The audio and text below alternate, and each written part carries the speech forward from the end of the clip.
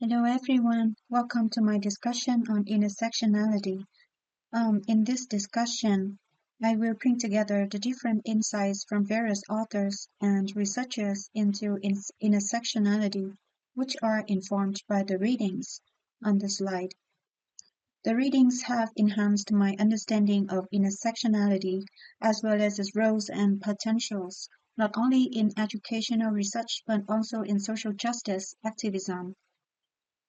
In this video, I will attempt to address some key questions about intersectionality based on my reading, analysis, and interpretation of the above text. Although Kimberly Crenshaw is credited with proposing the term intersectionality as an academic concept, this concept is rooted in the long tradition of Black feminist theorizing and activism, particularly women of color, scholar activists working in liberation-focused social movements, and this as far back as the 1960s.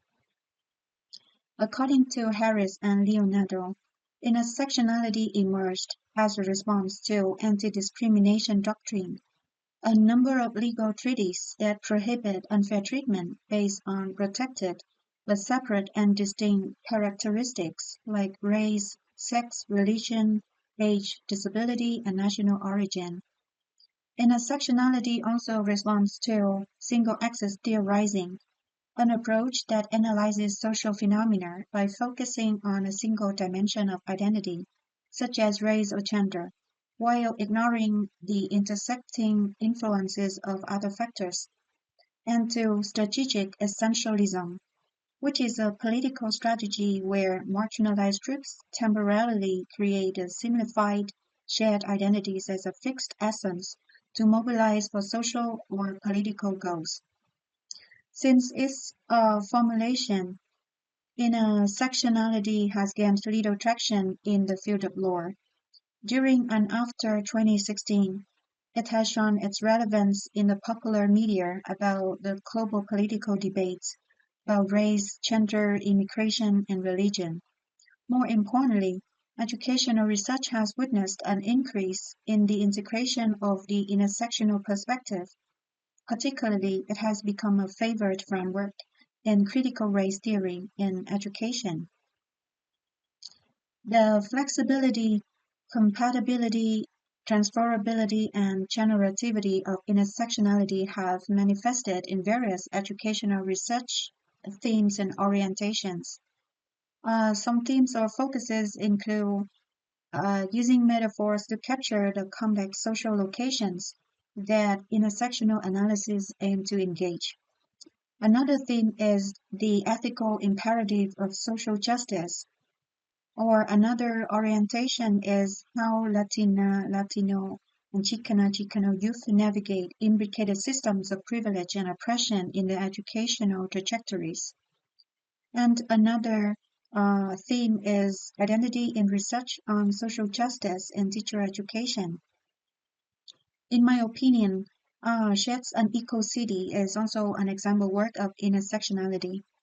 This book explores how Chicago adolescents experience and move through spaces, such as urban schools and neighborhoods, that appear open and accessible but can also impose penalties. It shows that the views on social and criminal injustice are shaped by racial inequalities and the specific communities in which they live.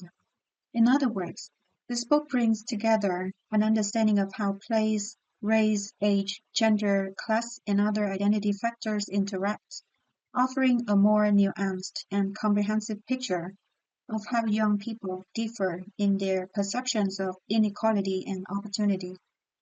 Another example that I found in Tefera AL's review is a study on the concept of first-generation students conducted by two Vietnamese scholars.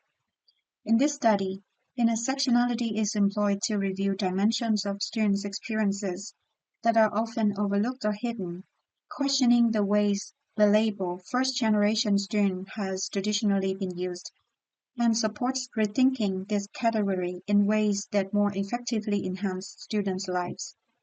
This study illustrates that intersectionality can travel across the context, not just in a multiracial context like the US.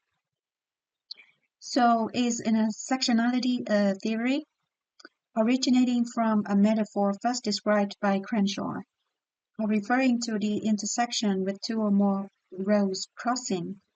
Intersectionality has been viewed a little differently.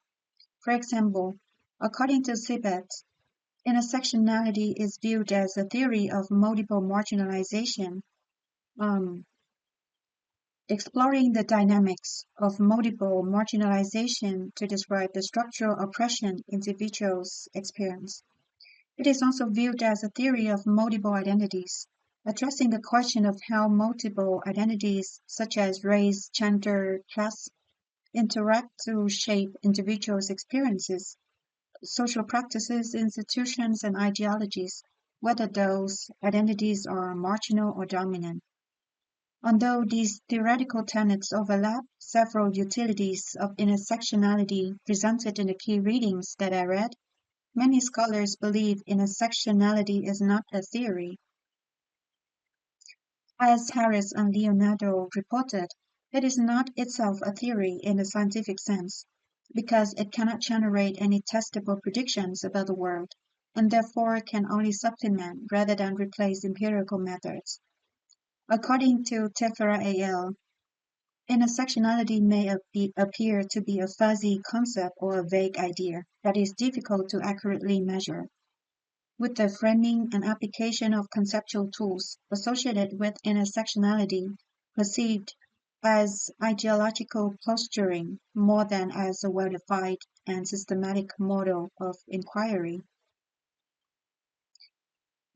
Instead, a common view of intersectionality as an analytic tool, an analytical framework or a theoretical framework is shared among several authors and researchers.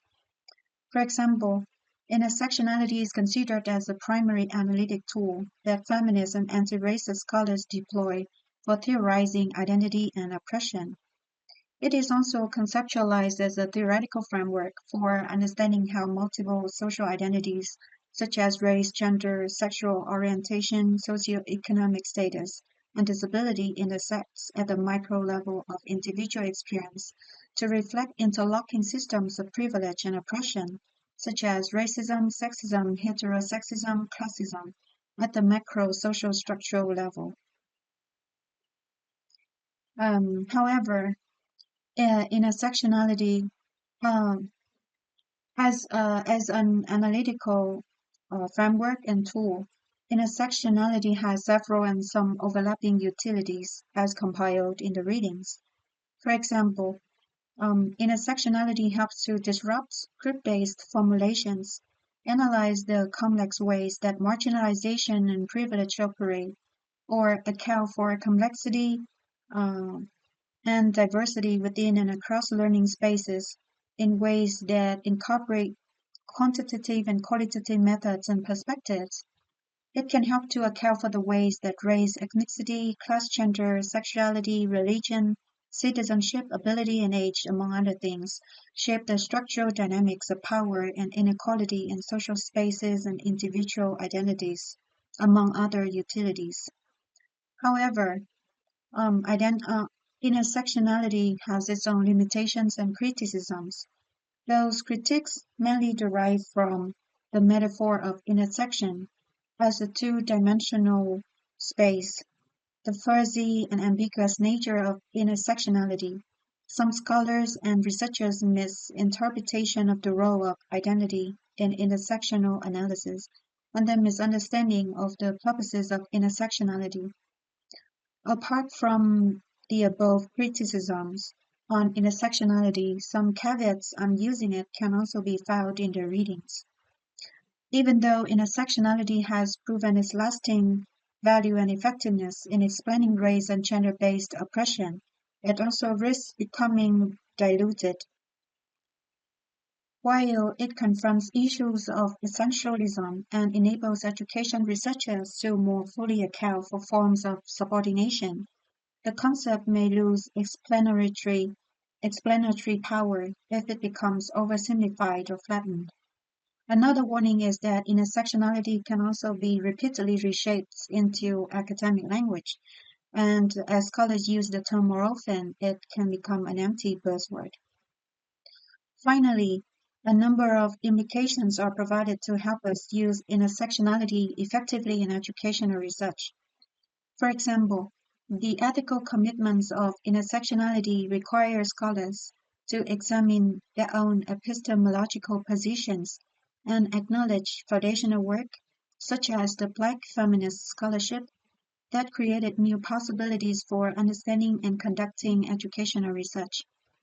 In addition, intersectionality becomes a standpoint from which to view educational problems and possibilities, human limitations and liberations.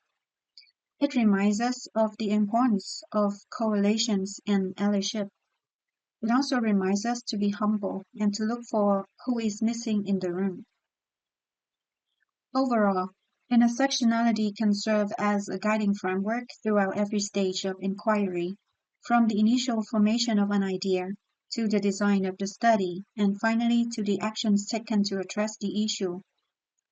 The strength of intersectional analysis lies in its dual role as both an intellectual endeavor and an educative political mission, fostering education in its broadest sense by cultivating a critically engaged citizenry. To end this discussion, I want to cite a thought shared by Cabello and colleagues. The theory, including intersectionality, is never done, nor exhausted by its prior articulations or movements. It is always already an analysis in progress. As educators and researchers, I believe it is important that we continue to explore the flexibility and adaptability of intersectionality. This effort aims to enrich our understanding of our own and our students' multiple identities, as well as how these identities interact and shape different forms of oppression at various levels, from individual, interpersonal to structural levels. More importantly, how can we use the intersectional perspective in our future educational research, given our specific and unique context, which can contribute to bringing about social transformation and social justice in our classrooms? That's the end of my discussion. Thanks so much for your listening, and I look forward to hearing your thoughts about this topic.